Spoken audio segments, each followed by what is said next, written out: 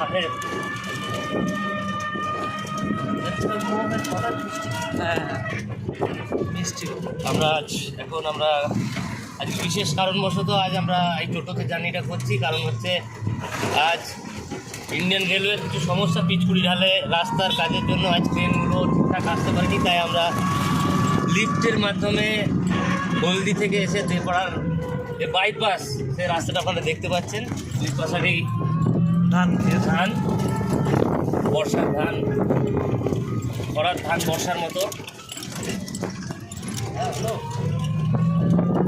হ্যাঁ ঠিক পেলে না দিল হবে, দিয়ে যাবে নাম নেই।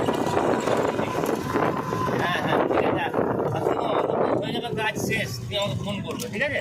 এই ট্রেন কোথা কি আছে আমি বলে দেবো। আমি এখনো পৌঁছাইনি, যাচ্ছি। হ্যাঁ দুটোর পর থেকে আছে, দুটো ওই বড়টা আছে, 3টের সময় জানা।